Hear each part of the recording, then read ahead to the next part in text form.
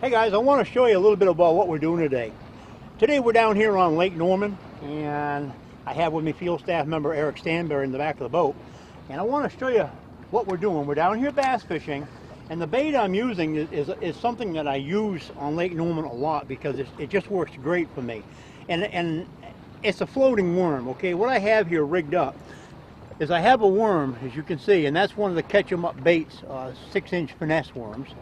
And I've got it rigged up with just a hook.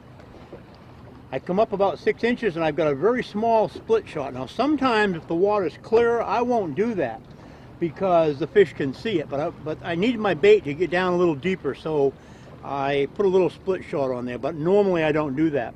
Now the reason I like a floating worm and what I'm doing here is because it provokes a strike. We've been out here for a little bit. The fish really aren't hitting very good. Eric's throwing something totally different. So what I'll do is I will throw out and make my cast, and I will jerk my bait, just like you would a jerk bait.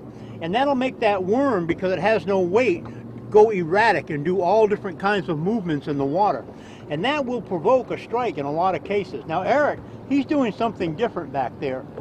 Yeah, Jim, what I'm using is a catch 'em up bait beaver bug rigged on a bullet weight, and this one is going to the bottom, and what I'm doing is when it hits, I let it set for a few seconds and then a couple little taps, and I work my way back to the boat. So that's what I'm using, and I've got it pegged with a weight keeper, and it keeps the weight tight to the bait so the weight's not, you know, bouncing up the line when I'm twitching it. All right folks, so we just want to do this short video here and just show you something that you can probably do to maybe help you on a day where the fish are biting really slow. And is this one of these days? So far it is, yes, and we hope we're going to change it around as the sun starts to get down. But you know, I'm only using a 10-pound test line. Eric, what do you got? About 10-pound test line? 12. Okay, 12-pound. And I'm using a spinning rod.